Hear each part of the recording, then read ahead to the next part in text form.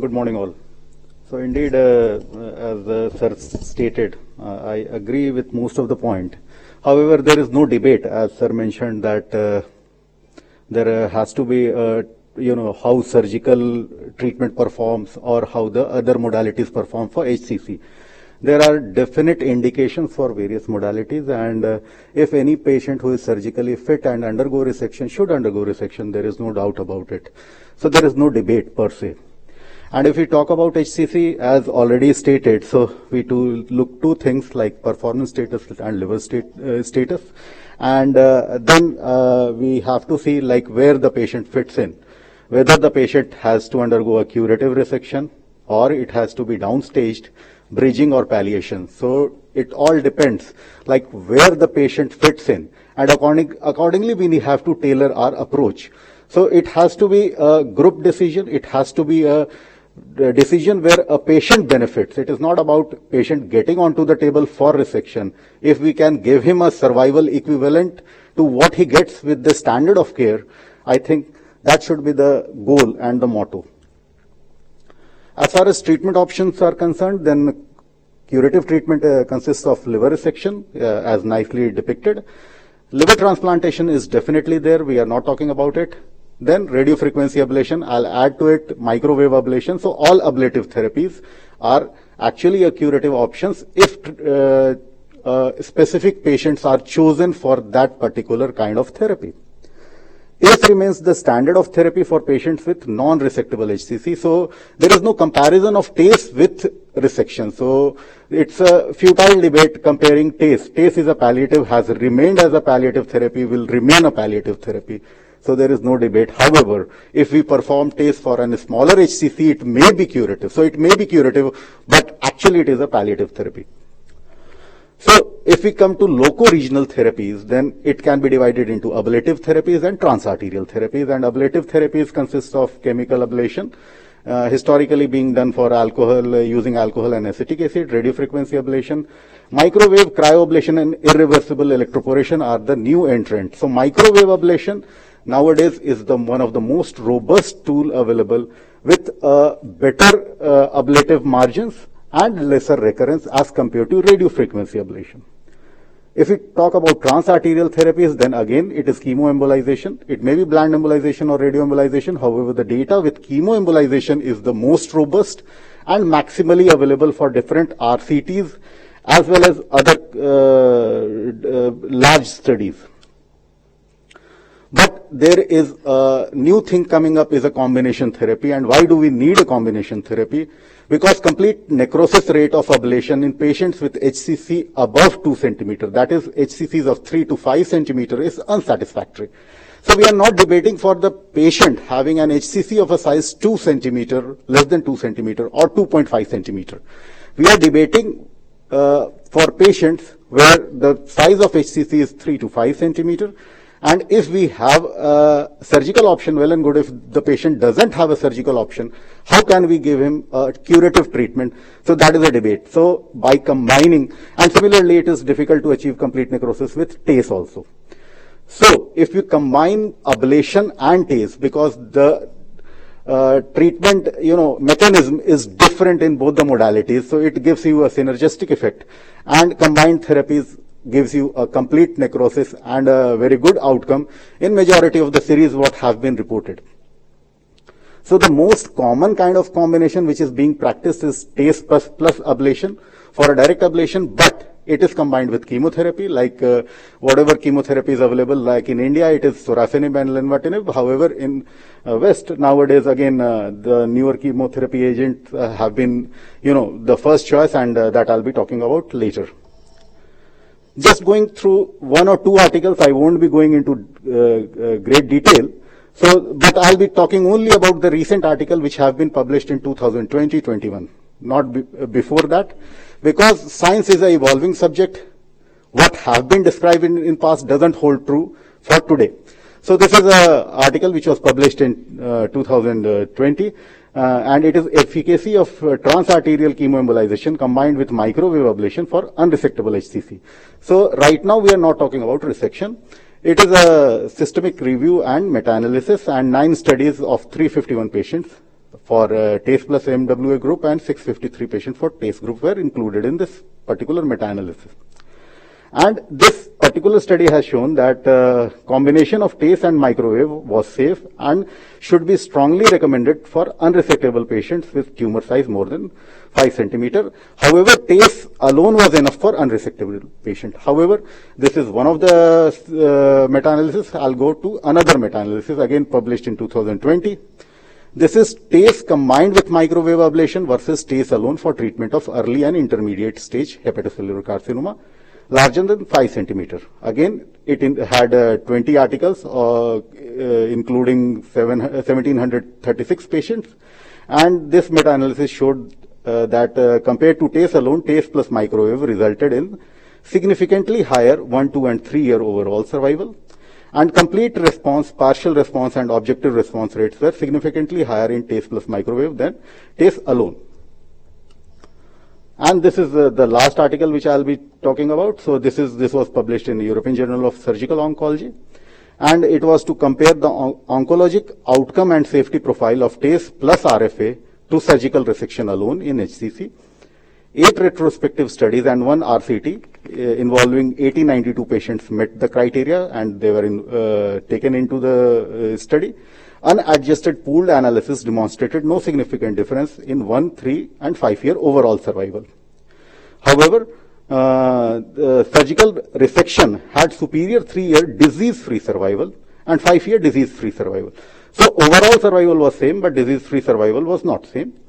And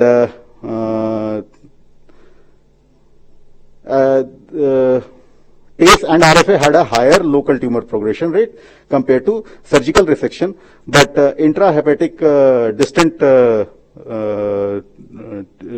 recurrence and disease metastasis rate were not significant. So finally, they concluded that TACE plus RFA offer comparable oncologic outcomes in patient with HCC as compared to surgical resection, and added benefit of lower morbidity. So this is important, that disease-free survival may not be achieved, but overall survival is similar, first thing. And these loco-regional therapy had a lower morbidity. So again, this may be a debatable whether a patient has to undergo a surgical resection or he has to undergo a loco-regional therapy, and can be discussed in a multidisciplinary board meeting. But these therapies are not like one therapy is so much better that the other may be totally excluded. And I'll quickly show you some of the examples. Like this is one of the patient with large HCC, 10 centimeter HCC, underwent a DEB TACE, and this is the kind of response what can be achieved by TACE. So a complete necrosis. Finally, because this patient underwent, this was a non-cirrhotic liver. Why the patient underwent TACE? Because the patient had active tuberculosis at that point of time. So we did a TACE, a complete response was achieved, the AFP came down to normal. The patient was kept on observation, and the patient completed ATT for a year. And after that, the patient underwent resection. So, both the therapies are complementary to each other. So it is not like resection is bad or TACE is bad, but they both complement each other, and the patient underwent TACE. This was a child's B patient with a rupture of HCC, large HCC, again 8 centimeter HCC. We did a TACE for it. And this patient, you can see how in the ruptured part also lipidol deposition is seen. This was conventional TACE. This is a 6 months follow-up. And after that, the patient developed kidney failure. So the patient was evaluated on ultrasound, and the patient had a survival of more than 2 years. Again, we have borderline cases like 5 centimeter HCCs, and in such a cases, we can offer them a combined therapy like done in this case. A TACE was done, and on the same sitting, ablation was also done. So this is both the parts, the complete liver was actually ablated, the HCC was ablated, and this is the response. You can see this is the non-contrast CT where there is the lipidol deposition and there is no enhancement in the arterial phase. So these modalities, when combined, the combined therapies give you a very good outcome even in a slightly advanced tumor. Then coming to microwave ablation, how microwave ablation is better than radiofrequency ablation. We can go for difficult lesions like subdiaphragmatic location. This was around 3 centimeter lesion at subdiaphragmatic location. And this is a 6 months follow-up. Perivascular HCC, which is again considered contraindication or which doesn't give you a very good outcome on RFA. Here you can see this is the hepatic vein which is draping the lesion over here. This is our microwave needle, and this is nicely achieved, and this is the hepatic vein which is patent over here. Pericholecystic, again, you can see this lesion. This lesion is almost abutting and protruding into the gallbladder lumen. In such a case, we again combine therapy like we did a microwave ablation, but the part which was adjacent to the gallbladder wall, we injected alcohol into it. So combining both the modalities, this is the picture after ablation, and this is what we got after the 3 months of follow-up. So there is no enhancement over here. Exophytic HCC, again, it is considered a contraindication, but actually not. Again, this is an exophytic HCC, though small, 2 centimeter HCC, and this is a 6 months follow-up where it is completely ablated. And now moving to the latest guidelines. So this is by European Society of Medical Oncology. This has been published this year itself. And they have adopted the latest BCLC, and as per the BCLC, for 0 to A, the standard of care remains resection, transplantation, thermal ablation, and TACE.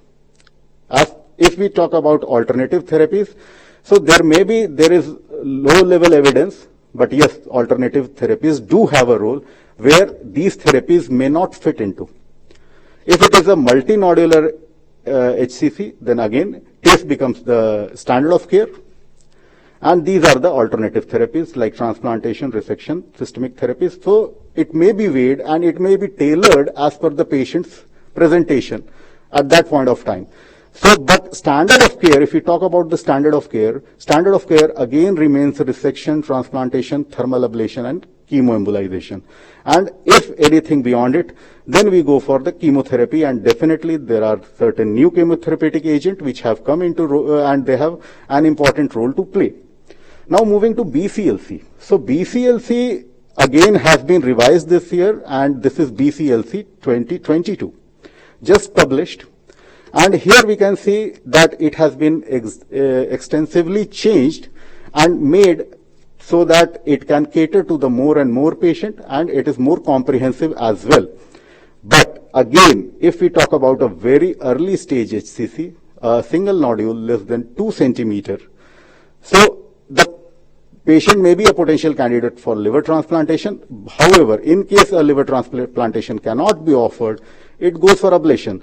Why ablation? Because the tumor size is less than 2 centimeter, and we have seen in various series any lesion less than 2 centimeter ablation is as good as resection. Or so if 2 centimeter criteria has taken, resection is not bad. However, anything above 2 centimeter, reaching to 3 centimeter above, resection remains the treatment of choice in case the patient can be surgically resected.